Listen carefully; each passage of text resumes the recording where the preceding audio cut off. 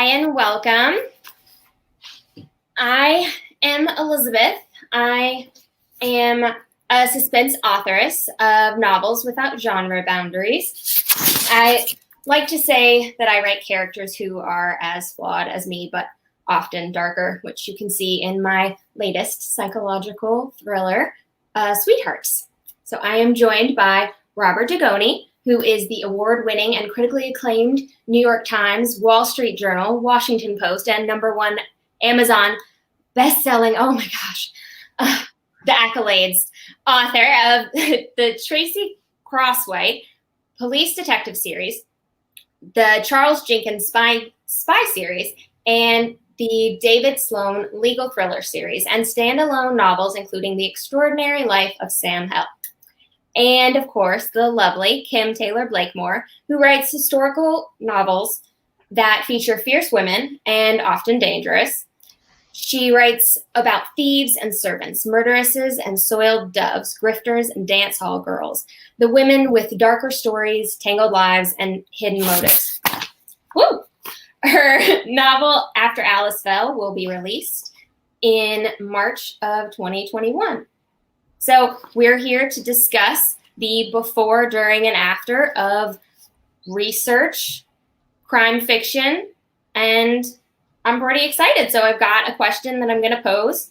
And our first one is, when you begin researching for a novel, what has been your go-to method of research, and what has been the most interesting experience you have had researching out in the real world? Robert, would you like to kick us off? Sure, and thank you, and thanks very much for the kind introduction. Appreciate it very much. It's really nice to be here, and I feel like I'm in great company. 2020 has been a hard year for everybody, and it definitely has changed the landscape in many respects. My biggest thing is I need to get an idea first, and that's really where I start. And my idea is I start with newspapers. I read a lot of newspapers. I don't particularly like reading the newspaper because everything is dark and negative and not great. And I prefer to go straight to the sports page, but I don't. And but I'll go through and I'll look at what's sort of trending, what's topical, what's going on, especially with the police procedural stuff. I like to have Tracy Crosswhite be current. So I'll take a lot of times I'll take a story that has not been really popular, but it's been really intriguing, at least to me. For instance, I have a book coming out, and it was really, the story kind of came about because it was based upon 3 brothers who lived together throughout their lives. I mean, I'm talking about into their 80s. And they turned out to not be very nice guys at all. I mean, pretty bad guys, maybe, which is why they all lived together all that long period of time. But it was just unusual. I mean, to have 3 brothers that lived together throughout their lives into their 80s, it was just odd. And so I started there. And then what I do is I do a lot of research as I go. And a lot of that involves, detective homicide detectives that I have that help me. And I say, what would you do if this was the situation? What would you do if this was, what would you do? And then that leads to more things. They'll say things like, we'll call in a tracker, a man tracker, someone that can read signs, and, we'll bring them into that area, and then we'll bring in, and so I kind of follow, with respect to the detective homicides, I follow what they would do in order to make it authentic. And so that's really kind of where I begin. I've had some funny experiences, and probably the funniest was when I was getting started. I was writing a book called The Jurymaster, and I needed to understand the White House, and not the flat ground that you can go and visit, which I did. I mean, the first floor. I wanted to know what was up on the second and the third floor, and how it was all situated and everything. So I went into the Seattle Public Library in downtown Seattle, and I asked, do you have any books on the layout of the White House? And we ended up finding a book on miniatures. And they had the miniature Eisenhower house, the miniature Kennedy house, the miniature Nixon house. And so I could see what all the rooms were. And so I got this, and I was really excited to get it. And so I went back to the guy that helped me, and I said, okay, now I need some research on how you can use dry ice to suffocate somebody. And the guy looks at me kind of like, and he goes, I think you better tell me what you're doing. And I was like, oh, sorry. I guess I didn't tell you, did I? I write novels for a living. And I really didn't at that time. I had one nonfiction book to my name, but I said, I write novels for a living. And okay, all right. And it was, yeah, show me the White House, and then show me how to kill somebody in the White House. It wasn't going on real well, but so that's sort of how I start. I love that.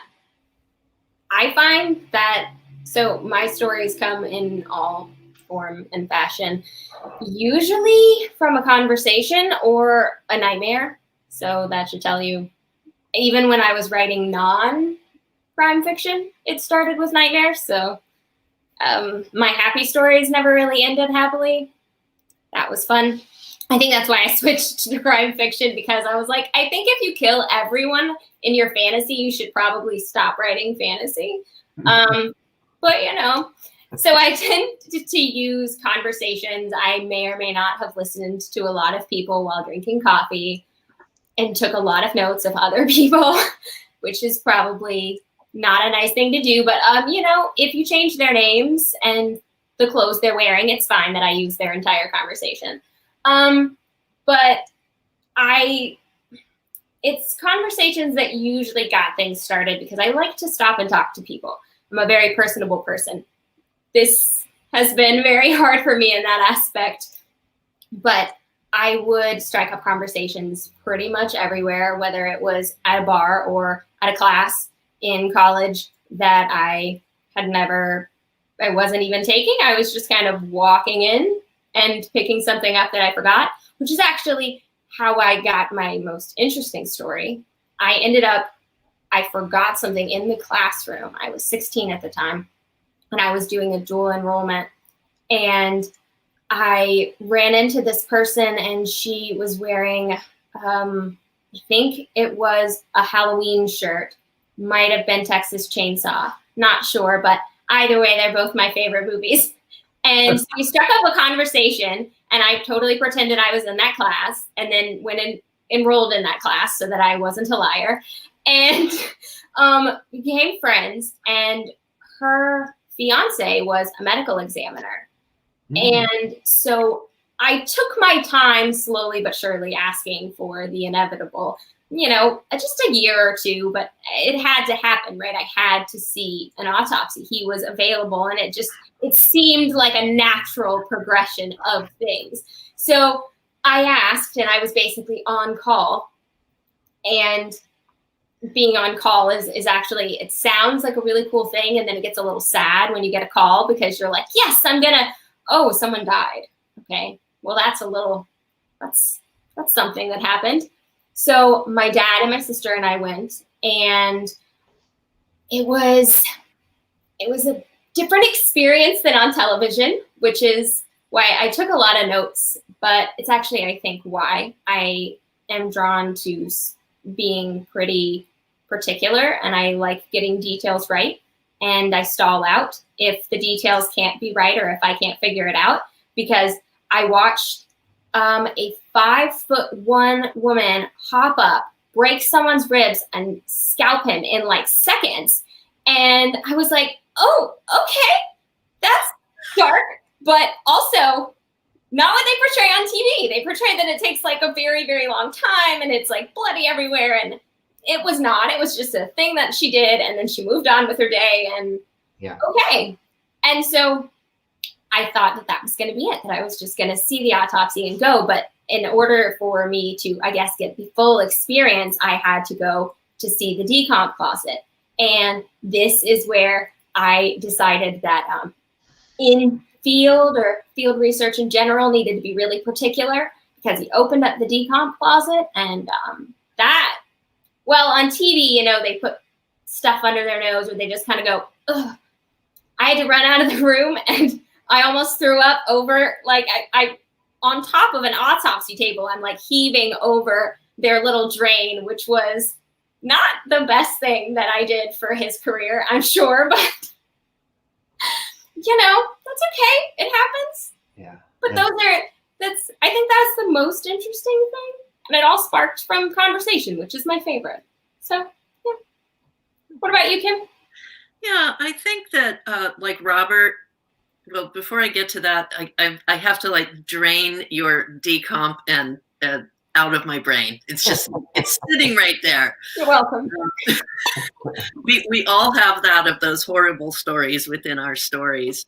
But I think that, like Robert, I start my ideas with newspapers, but they're from the past. Obviously, I do historical fiction, and you can find the weirdest things in like 1840s newspapers, like woman is making her breakfast and is shot through the head. And that's it. That's the entire article. Like, it doesn't go on, but there will be pages about who visited who in what town at what time and when they left and when they came back. And that's always fun.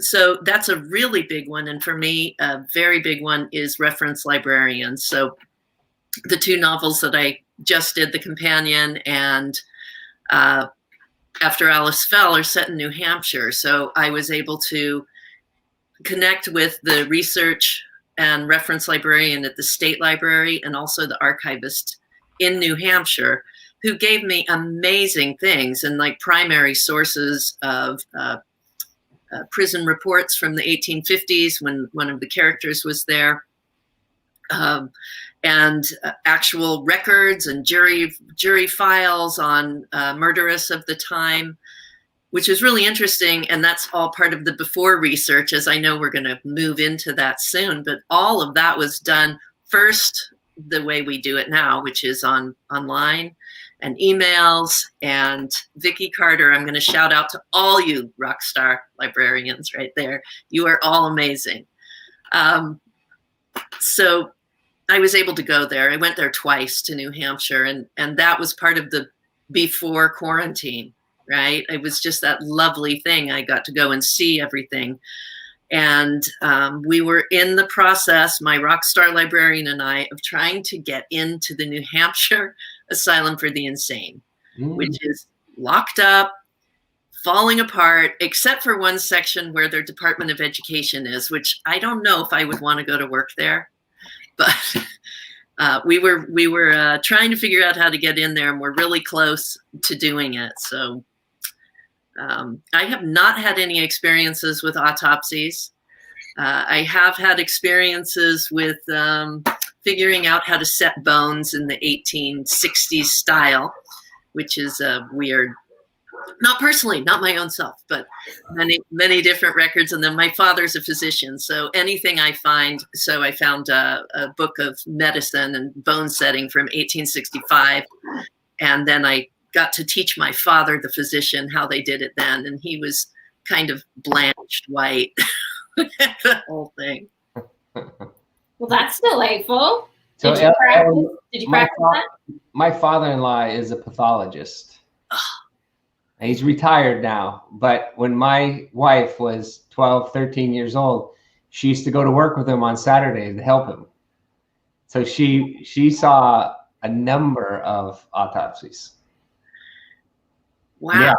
Yeah. Makes you a little nervous being married to someone that tells you that they basically know how to cut you open. But yeah, it's an interest. I've never done it. I don't know that I have the courage to do it, so I applaud you. Yeah. It's interesting, but for your bones, I mean, did you get to see someone do it?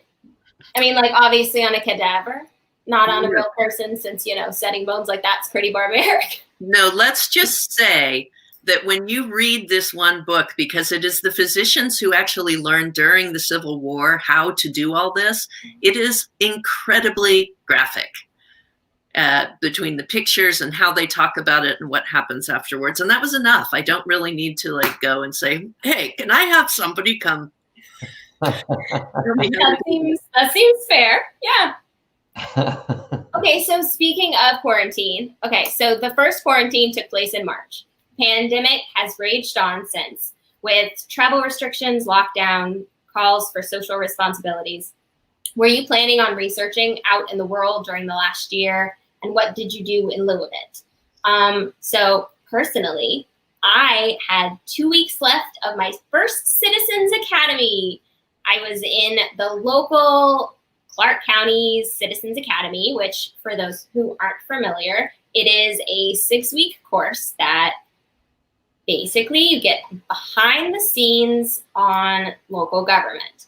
I was able to go to a shooting range, which was my very first time shooting a gun, which was terrifying, but it turns out that video games does make you a better shot. So that's a fact that I am a little scared by, but also happy that I'm a good shot. I got to go to a jail, which was sobering. So my last 2 weeks, the fact that we weren't able to go was obviously pretty upsetting because they kept saying, like, we'll do it right after. So when right after is, that's a great question. And actually the same is for the FBI Academy or Citizens Academy. I got accepted into that right before it happened. And so now we've put that off and made that into a virtual situation as well. And of course, that's just a few of the things. I mean, we have all lost a lot this year. But for me, I switched to what most people did, which was Google. The thing is since I'm handy capable and spend a good portion of my life in the horizontal position with a laptop on my lap as it is, I'm used to using Google and Google Maps and trying to contact people, email people. And like you said, I mean, sometimes you can get some very valuable information from just online and it's actually accurate. It's not just, a Wikipedia site. So I ended up taking some courses online, which made me now want to go get a graduate degree in forensic anthropology, which is a very expensive consequence. That's positive, I guess, but expensive. And I was able to contact the FBI over the email, and now we've had some phone calls. So it's been a mixed bag, but I still feel like I've gotten a lot accomplished. My disadvantage is there are a few things that I was going to learn in the Citizens Academy that because I did not, and I don't know how to learn them online, I actually stalled out on the current book I'm working on and had to switch books because this was my first police procedural. So now I'm writing a police-ish procedural. There's police stuff. But you don't follow the investigation from the detective side because I want the realism. I find it to be very, very important to the story, which I guess maybe fudging one or two details probably wouldn't make the reader devastated, but it would devastate me, I guess. So what about you? Yeah, I had 2 big research trips set up. One was to go to Kansas and Cripple Creek for the book that I'm working on now, which sounds so not interesting, but it is. The book is set in 1905, and I really needed to see, as these women in the book travel all across Kansas, how you go on those small roads, where they are, how much time, how long does it take walking, driving, on a horse, etc. And that was canceled. I was going to go to Globe, Arizona again for part of the research too. And I think, Robert, you do this really well in your books, which is actually the setting and really like the topography down the hill, down the cliffs, what the weather's like, what the atmosphere is like, what the trees are like, what the street is like in the towns. And I make it up now from pictures from Google Maps, etc. And I literally have map after map after map of these routes in Kansas, for instance, to mark where I'm at. But they're pictures, and it's not the smell. It's not the real distance. It's not what it feels like to walk it. Those are the sorts of things to me that are really, really frustrating in trips, because I really, really need to know where I'm going and how long it takes to walk across that street and how deep there's stupid things. They're like, how deep is that curb? Can I have someone trip on that? Would that be a problem? Yeah. Can I use the problem? Etc. So that was super frustrating. But again, it was like Google, and I had to turn all the way back to things like finding PDFs from the time period. Like I have a map. I'm going to do little shows and tells. Yeah. I have a map. This is Globe in 1898. And I was able to take this and a directory that I got on my first trip there and write in the exact buildings and all the businesses that were located there, and then put in the ones I had that are fake, right? Because we have our fictional stuff and where they would go. Yeah. I would buy books. I have a book of decorum, right? Yes. So I would bring stuff that I could do. I have a 1903 Ford Model A that's in 2 scenes. And I know nothing about it. It's the only year they made it until they made it again after the Model T. So I had to buy a little model of the Ford Model T because it's got a little back door that opens, and that's really important to one scene. Because the Ford Museum was closed, and I had written them in March, and they just wrote me this morning. Oh, geez. Yeah. Oh.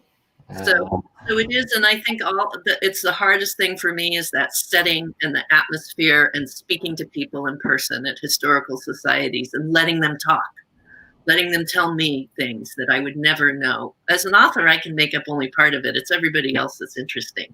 Yeah. And I put in. What about you, Robert? I agree with you. It's fiction, right? And so we can fictionalize a lot of things, but I find that a lot of the scenes that I write come from the places I visit, and a lot of the things that I'm told fall into the scenes that I'm writing. And so when I don't have that, it is a handicap. I mean, you can only put Starbucks in so many. I mean, every Starbucks looks the same, right? And it's not interesting. And one time I was chatting online with a woman that was she's called a man tracker. She finds the bodies, when someone kills somebody, and she goes and she finds the bodies, the signs and stuff. And so I was asking her, if you had a series of photographs, would you be able to tell what happened? And she said, well, let me show you how I would do it. I'll meet you. And I went to meet her, and the coffee shop was a former gas station that had been turned into a coffee shop. And the lifts that used to lift the cars up and down were tables. They turned them into tables, but they left up all the signs and the pinup girls and all. I mean, it was all still up there, and so it was interesting. It was, and I knew right away. I was like, okay, this is going in a book because, it's something that catches your attention and it's interesting. You can write about and the smells and all those things. The Tracy books are not as difficult for me because most of her crimes that she solves takes place here in Seattle. So the one that's coming out in April, there's a young woman who gets abducted, and the last time anyone saw her, she was running through this weird park. I mean, it's a weird park, and she doesn't realize it, but it goes straight down. It goes straight down, and so I decided, well, I wanted to go into this park. I want to walk this park. Well, I drove up there and I parked my car and I got out and I went down to walk this park. Well, you should have seen the looks I got from people that lived around that park, and I was obviously an outsider. I mean, I was obviously not. I didn't belong there. And the looks were, "Who are you? What are you doing here?" So it was very. That told me something. Okay, so if a young girl went to run there, right, and gets abducted, well, and nobody sees anybody like me who doesn't belong there, then it's probably somebody that lives around that area. And that was something that was very important to Tracy's, decision making in order to sort of figure out what happened. So, I can still do some of that stuff, But, the Charles Jenkins series takes place in Russia, Moscow and St. Petersburg. And thank God, I went there about 20 years ago. I was there for a month. And what that did was it told me a lot about the people. And it told me a lot about sort of, Russia is a really fascinating place. To this day, it's still the most fascinating place I've ever been. And that includes Africa. Because Russia, it wasn't just about the settings, it was the people. The people were really, really interesting. Different, just paranoid, but rightfully paranoid. But once you got past that veneer, they were very friendly, very open. Now, obviously, I can't go there now. And I'll be honest with you, I'm not sure I would go back at this point in time because of the nature of what's going on and the politics in our two countries and all that. But like you both, Google Earth has become my best friend. I mean, because I remember that there was a toy store right near Lubyanka, which was where the KGB used to be. And I just remember thinking, this is the most ridiculous thing I've ever seen. This is a toy store, and it's next to this infamous building. And so I could remember that, but I wanted to see it again. And so, you go on Google Earth. And here's the other thing that's really, really, you don't expect, but is incredibly interesting. You go to YouTube and you type in things like the Metropole Hotel, Moscow. And you will literally, there was a guy that got out of his cab and literally said, I'm walking in the front entrance of the hotel, all the way down to, here's my hallway. I'm opening my door. Here's my room. Here's my view. And I'm just typing as fast as I can, rewind, typing as fast as I can, rewind. That became my hotel. That became my hallway. That became my room. I mean, the things that people will videotape, it's absolutely crazy. I mean, it's just crazy. So, once I found that out, I go there all the time now, and I'll go to YouTube and I'll just type something in. I wonder if anybody's ever filmed, and I do it, and bam, somebody's done it.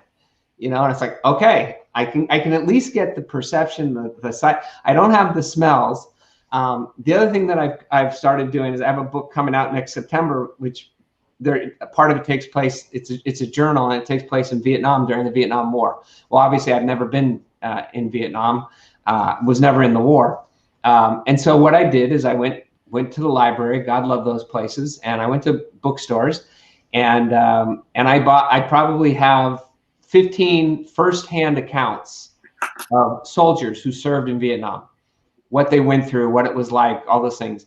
So, I'm able to sort of put together an amalgamation of, all these different things. And then I get on the phone, like you all talked about. I get on the phone with the people that were there, which, is really can be very difficult because Vietnam veterans do not like to talk about Vietnam. So, but I have two friends that are writers, and they're both Marines, and both of them served in Vietnam. And they were able to get on. They not only helped me by talking to me, they read my manuscript, and they were like, no, no, this doesn't work. And that's funny also with the Charles Jenkins CIA books, because I have a former CIA officer who he basically said, do not acknowledge me, because if you do, the book will get vetted, and you don't need to vet the book. And he will never tell me anything directly, but he'll write in the margin, I don't see it happening this way. I see it happening this way. Oh. I don't see it happening this way. And so I'm like, okay, I get it. I'm wrong here. I need to figure it out. So, I go back to what this Marine told me one time when I was talking to him. I was talking about how hard this has been for everyone, what a difficult period in our lives. And at the time it had been 4 months. And he said to me, he goes, Bob, this is 4 months. When we got drafted to Vietnam, we were there for 13 months. We called it 13 months and a wake up, because the wake up was when you got to go home. But that was a full year. And I think sometimes we lose sight of that. We become mired in our own misery, if you will. And it's easy to say, you know, gee, this is terrible, this is horrible. And then you got to think of people like Anne Frank and the people that were in occupied countries by Germany for 10 years. Mm-hmm. You know, and these guys were drafted for a full year. And so I'm not taking anything away from, you know, the difficulties that people have experienced with COVID, and the loss of life has been just horrific. I saw the other day that it goes something like 9/11, COVID, and then there was a third thing for the, you know, events that have caused the most loss of life in the last 10 years. It's sad. It's really sad. But I feel very lucky that, you know, in my profession, at least, I'm able to still accomplish a lot. I'm in awe. I'm in awe of your contacts and your research. And also I am going to be getting off and going straight to YouTube, because I have so many places that I've only used Google Earth, and now I feel like I have a whole new aspect of research to utilize. One thing that I find so fun in having to do so much Google research and trying to meet people through YouTube, etc., is how lovely people are of setting you up with other people. Mm-hmm. So, you know, like I was trying to find the thing out about that 1903 Model A, and I found a place one person had one somewhere, and so they sent this out to all these people, and the guys who had the cars were writing back to me, and then I needed a timetable for a train, and then they said, "Oh, did you know there's a whole association of timetable collectors?" And I'm like, "What?" I do now. Seriously, and, no, seriously. So, but they're great. They're like, "Oh yes, you need this one that goes from the Missouri Pacific, went to here, and it gets off at these places," and sending me the original timetables. But it's just people, you know, they're not CIA people, Robert. They are timetable people, so not quite as impressive. No, and you know what, you know, Ellie, like the Trans-Siberian Railway. You know, Jenkins is gonna get out of Russia a third time. The Trans-Siberian Railway comes into play. YouTube, people are filming their carriage, their birth. They're out the window. They're filming what's going by. They're filming, okay, here we're coming into Irkutsk. And they're filming the whole thing. It's hysterical. It's great. It's a great research tool. I mean, maybe I don't have to abandon that book after all. Maybe YouTube will fix those two small plot holes. Plot pockets. That's what someone calls them, as plot pockets. That way they sound less upsetting. The plot pockets I have, maybe YouTube will fix them for me. Yeah, I would not be surprised. Exactly. I love it. Have I ever used I have never used a research assistant. What about you two? I've used a research assistant for a book that I'm thinking of writing next year. That I needed a lot of material, but I needed it when I was on a deadline for another book. So she was great. Yeah, I did it once for a young gal that was thinking about becoming a writer, and she needed the job. You know, she needed the job for the summer. And so I told my wife, I said, you know, I can probably keep her. I have an idea for a book. You know, I needed. You know, it was basically a lot of those illegal marijuana farms in the mountains, you know, where they're grown, how they grow them, how they get water to them. I mean, and boy, she gave me a binder of material that was really very, very helpful. So, but otherwise, you know, I don't know how it is for you, but I'm kind of a research nerd. I mean, I really like it. I really enjoy it. And people look at me like, what? And I'm like, no, I really like it. In fact, sometimes I have to like slap myself and say, start writing. You've done enough research, you know? You know what the hotel looks like. Move on. That was me in January and February and the beginning of March. I was still researching, and I kept telling myself, no, it's fine. I'm outlining. I wasn't outlining. I was still researching. I had 140 articles that I had gotten while my husband was finishing his grad school. And they were from everything from like decomposition to the adolescent mind when they kill. However, there was no adolescent killers in my book. So honestly, I was just really enjoying the research process for maybe another book. I don't know. It was just really good. And I just couldn't stop. It was one of those holes that just kept digging and digging. And then, you contact another person and they give you another resource and you're like, well, I should probably follow this lead just before. You never know if it'll come up with another plot line. And then a month later, you realize that you really should have gotten started. Okay, so here's my question about the future. Okay, now that a vaccine is on the horizon, anywhere from now till years away, if we're just being super honest, from the whole population actually having access, how do you think that you're going to handle the future research? Do you think you're going to be returning to life as normal, showing up to places, traveling? How do you think you're going to handle that? Kim, why don't you kick us off? I am ready to go. I want to go to New Hampshire, and I'm hoping to get there by the end of April. It may not happen, and I do understand that, but there's just, again, it's back to needing to be in the place and understand where I'm moving, and the next book I'm working on has places I haven't been to there. So I'm praying that I can go. Love that. I want to be that person. I don't know. I think I'm gonna 2020 research it for a little while longer. I'm probably gonna be one of the people that gets the vaccine a little bit earlier than some people because of all my stuff.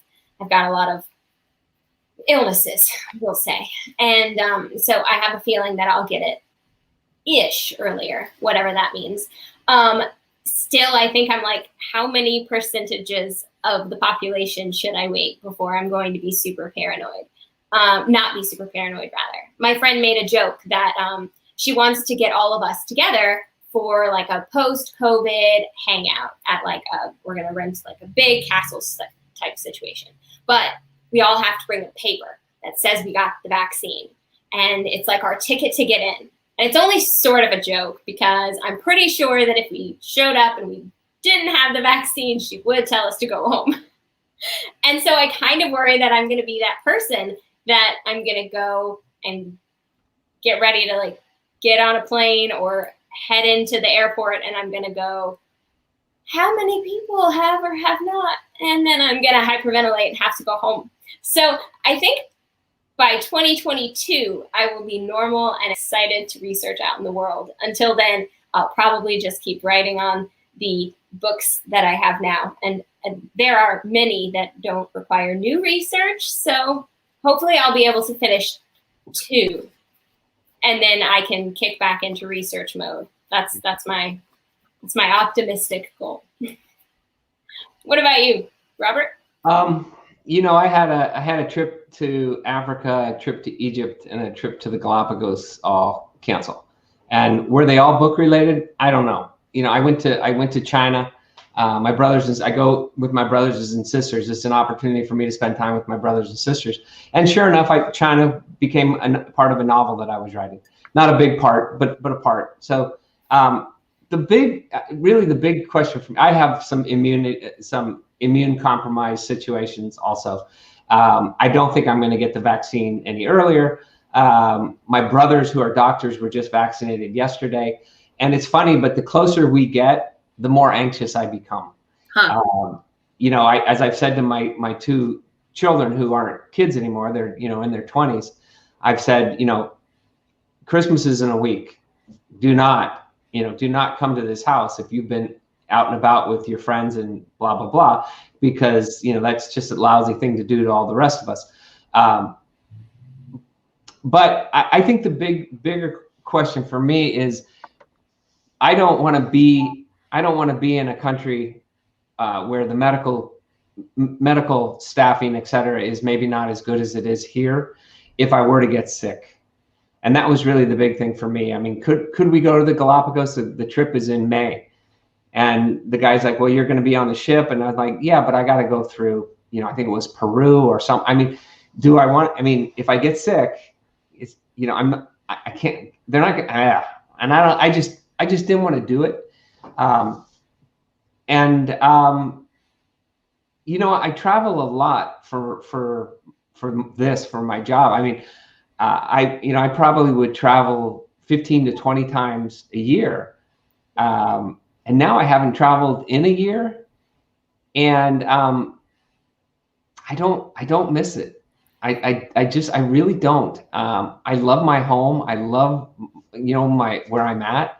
I love getting up and coming into my office and doing what I love to do, which is to write and create and all those things. But the world is going to get back to normal, and that's going to mean conferences and going back to New York for Thriller Fest and Voucher Cons and all those things. And I'm just going to have to bite the bullet and go to airports. And I think the question I have for both of you is, when you get vaccinated, will you still wear a mask in airports and on airplanes? I think I will. Well, I think I will until they say you don't have to. Yeah, my wife and I, we flew to Tennessee in March, and she wasn't feeling well. She had a really bad chest. We think she had COVID before COVID was really known, and we think she had it. And she's gone in and got tested, but she got tested 6 months later. I won't bore you with the story, but we think she had it. I mean, I've never seen my wife this sick. So we were flying to Tennessee. So out of courtesy, she was put on a mask. And I said, well, I don't want you to feel like, everyone's going to be staring at you. So I'm going to put on a mask. We got on the airplane and we both put on masks, and we took out the sanitizing. We started sanitizing everything. The people behind us lean forward and go, do you have any extra sanitizer so we can use, So I think it's something that people are conscious of. You just need that first person to do it. And then all of a sudden everybody else goes, oh yeah, hey, you know what? So I think I probably will for a while, until I figure out, what's really, did the vaccine work? Are there genetic strains and whatever? So, but I do love to travel, and it's an opportunity to spend time with my family members. And it's an opportunity to see the world. And it's an opportunity that a lot of people don't get. So I don't take it for granted. I feel very blessed that I have the opportunity, for instance, to go to Egypt. I mean, I've always wanted to see Egypt. So we'll see. Yeah, I've actually, since I was like 13, I've had a cloth mask because I used to get migraines, really like horrific migraines. So I would wear it anywhere in public to keep, because I have a sensitivity to smell. So in order to walk past some people, it would be like, somebody would have one spritz, and it would be as if I walked into a Southern Baptist church the beginning of the day, right? And you're like, oh, I see. So I had to have a mask. So for me, wearing a mask is not an abnormal thing. It was kind of just, oh, okay, this is happening again. So yeah, I can see myself wearing one for a very long time, especially in very, very crowded spaces. I mean, in a museum where it's, more spread out in a year or two, I could see being a little more lax, but, big conferences, I don't know. I'm kind of with you. The anxiousness is definitely, it kicks in when the idea of going back into the world. I've been quarantining since the beginning. Yeah. So it sounds well and good to go out, but I kind of like my cozy in-home life like you. I've nested, I've gotten a new desk. Like this is my little cozy area now. This is where I do things. Yeah. So I have one more question. Oh, okay, good. I have one more question if we have time. I think we do. Where'd it go? There it is. Okay. So, do you ever let something, we touched on it, but do you ever let something that you research or that you find in research basically reshape your plot or create a whole new plot? Because I know you said that China came up in a plot, but do you ever find something and you're like, this, I guess, is going to start a whole new book for me? Have you ever been inspired by something in research like that? Kim? I have lists of things that I would like to write stories about from research. And I remember going to a conference once, and this woman came up to me and she's like, you need to read this master's thesis that was written on women murderers in Oregon from 1847 to 1955. And I'm like, well, there's every book I ever possibly need to write right there.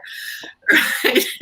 So yeah, there's just tons of places to find research, and everything is a little gem, right? Everything, like I keep all those things from the newspapers and go, that article, you know, whatever that tiny little line is, man dies and is buried next to a 12-foot skeleton, which I did find once, of a human 12-foot skeleton, apparently in 1849 in Maine. So I still haven't figured that out, how I'm going to use that, but I'll find that for a new story, maybe.